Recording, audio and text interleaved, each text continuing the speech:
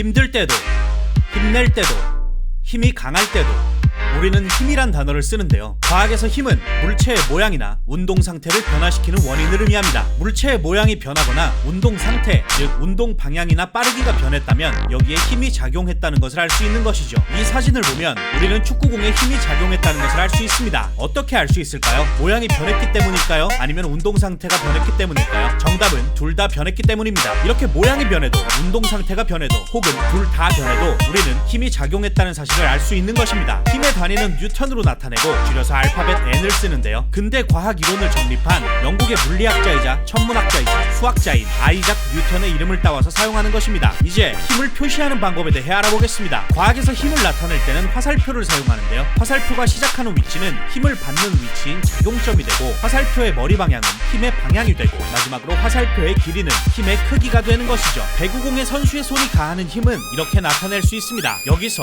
힘을 더 세게 가했다면 화살표의 길이가 늘어나게 되는 것이죠. 이번 시간에는 힘이 무엇인지, 그렇기 때문에 힘이 작용하게 되면 어떤 일이 생기는지, 힘의 단위는 무엇인지, 마지막으로 힘을 표현하는 방법에 대해 알아보았습니다. 지금까지 과학교사 K였습니다.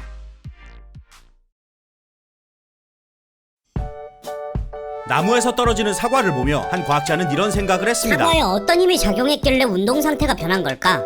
정답은 중력이었죠. 중력이란 지구가 물체를 당기는 힘입니다. 그렇기 때문에 그 방향은 지구 중심 방향, 즉 연직 아래 방향이고, 그 크기는 질량에 비례합니다. 질량이란 어떤 물체가 지닌 고유의 양으로 얼마나 있는가를 나타내는 것입니다. 단위는 g을 쓰죠. 질량과 헷갈리지 말아야 할 개념으로 무게가 있는데요. 무게란 어떤 물체에 작용하는 중력의 크기를 의미합니다. 단위는 힘의 크기이므로 뉴턴을 쓰죠. 지구에서 1kg에 작용하는 중력의 크기는 9.8N 정도가 됩니다. 즉 질량이 1kg이라면 지구에서의 무게가 9.8N이라는 의미죠. 달의 중력은 지구의 6분의 1입니다. 따라서 무게 또한 지구에서의 6분의 1, 즉 1.6N 정도가 됩니다. 그렇다면 무중력 공간인 우주정거장에선 어떨까요? 질량 1kg인 물체의 무게는 0N이 됩니다. 무게와 질량의 차이 이해할 수 있나요? 사실 체중계에서는 무게를 잽니다. 지구가 우리 몸을 끌어당기는 힘을 측정하는 것이죠. 즉 질량 100kg인 사람이 체중계에 올라갔을 때 체중계가 재는 값은 980N이라는 것입니다. 그러나 보통 체중계는 지구에서 쓰기 때문에 내가 잰 당신의 무게가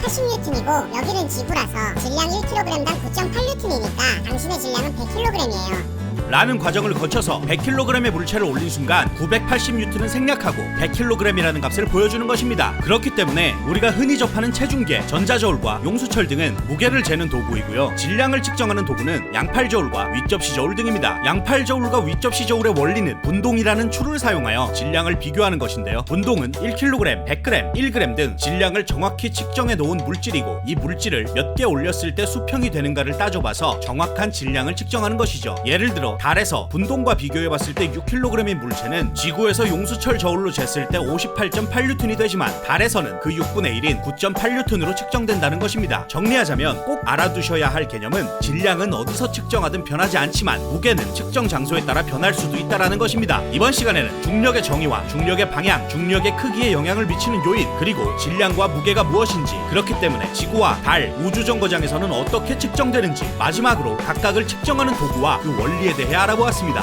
지금까지 과학교사 K였습니다.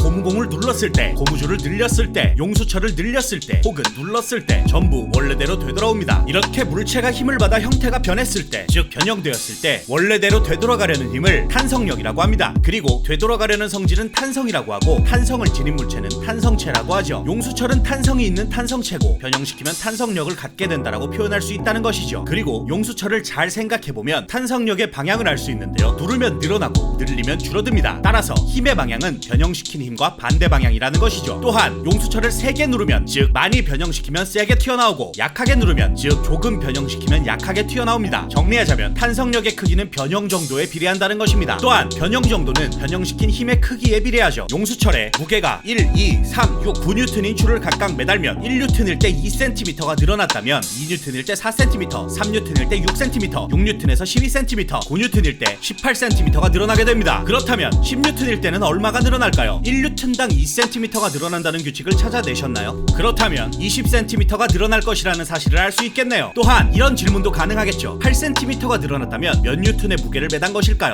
2cm당 1뉴턴을 매단 것이므로 정답은 4뉴턴이 됩니다. 여기서 주의해야 할 점은 모두 같은 용수철을 썼다는 것입니다. 어떤 용수철은 1뉴턴에 2cm가 늘어나지만 어떤 용수철은 10cm가 늘어날 수도 0.1cm가 늘어날 수도 있기 때문이죠. 이제 우리는 기초적인 비례식을 세울 수 있는데요. 1뉴턴에 2cm가 늘어났으므로 1뉴턴 대 2cm는 미지수를 사용하여 x뉴턴 대 ycm라는 비례식을 세워서 내항의 곱은 외항의 곱과 같다는 사실을 이용하여 매단 추의 무게 x나 늘어난 용수철의 길이 y 중에 하나가 주어진다면 다른 하나를 구해낼 수 있게 되는 것입니다. 또 하나, 그래프 또한 그릴 수 있는데요. x축에는 무게를 뉴턴 단위로 나타내고 y축에는 늘어난 길이를 cm 단위로 표시하고 1뉴턴에 2cm가 늘어나고 2뉴턴에 4cm이다. 무게와 늘어난 값은 1뉴턴과 2뉴턴뿐만 아니라 0.5뉴턴, 1.1뉴턴, 1.2뉴턴, 3뉴턴, 6뉴턴 등 모든 값을 가질 수 있기 때문에 이 값들을 모두 빈틈없는 선으로 연결하면 이렇게 정비례하는 그래프를 그릴 수도 있습니다. 이번 시간에는 탄성력이 무엇인지, 탄성력의 방향과 크기는 어떠한지, 용수철의 무게를 가했을 때 용수철이 늘어난 길이와 무게의 관계를 구하는 방법으로 비례식과 그래프가 있다는 사실을 배웠고, 무게와 늘어난 길이는 같은 용수철일 때 비례한다는 사실 또한 알게 되었습니다. 지금까지 과학교사 K였습니다.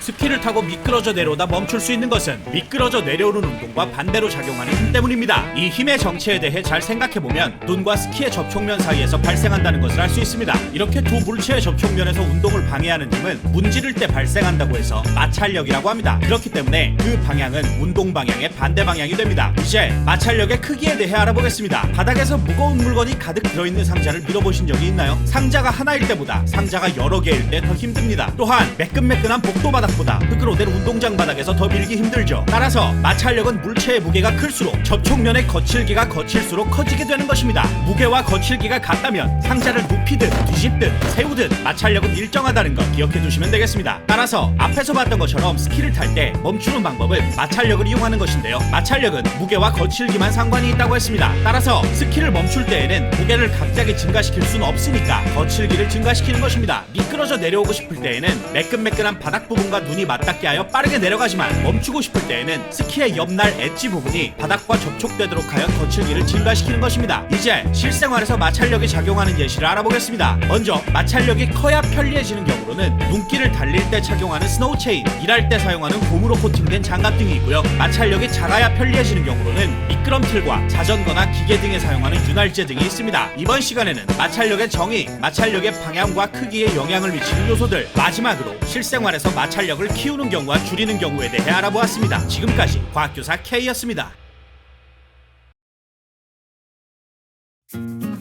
하늘을 나는 풍선, 바다에 떠있는 배는 중력, 즉 연직 아래 방향으로 끌어당기는 힘을 받고 있지만 그 힘을 거스르는 무언가에 의해 둥둥 떠 있습니다. 풍선은 공기 중에 떠 있고 배는 물에 떠 있죠. 이렇게 중력을 거스르는 방향으로 물체를 띄우는 힘이 있습니다. 부력이라고 하는데요. 부력은 공기와 같은 기체와 물과 같은 액체, 즉 유체가 물체를 밀어 올리는 힘입니다. 그렇기 때문에 그 방향은 연직 위 방향이 되고, 쉽게 표현하자면 중력의 반대 방향이라고 할 수 있는 것이죠. 또한 부력의 크기는 부피에 비례하는데요. 바람을 불지하는 풍선과 바람을 불어넣은 풍선은 질량이 같습니다. 즉 작용하는 중력의 크기가 같다, 밑으로 끌어당기는 힘이 같다는 의미죠. 그러나 쪼그러들어 부피가 작은 풍선은 부력이 작은 반면에 빵빵해져 부피가 커진 풍선은 부력이 큽니다. 부피가 클수록 부력이 커지기 때문에 중력을 더 많이 상쇄시킵니다. 따라서 높은 곳에서 떨어뜨릴 때 빵빵한 풍선이 더 천천히 떨어지는 것이죠. 그리고 우리는 물 위에 떠 있는 배를 보면서 한 가지 사실을 더 알 수 있는데요. 배가 물 위에 떠 있을 때 물 밖에 노출된 부분에는 공기의 부력이 작용하고 가라앉은 부분에는 물의 부력이 작용합니다. 그러나 공기의 부력은 물의 부력보다 훨씬 작기 때문에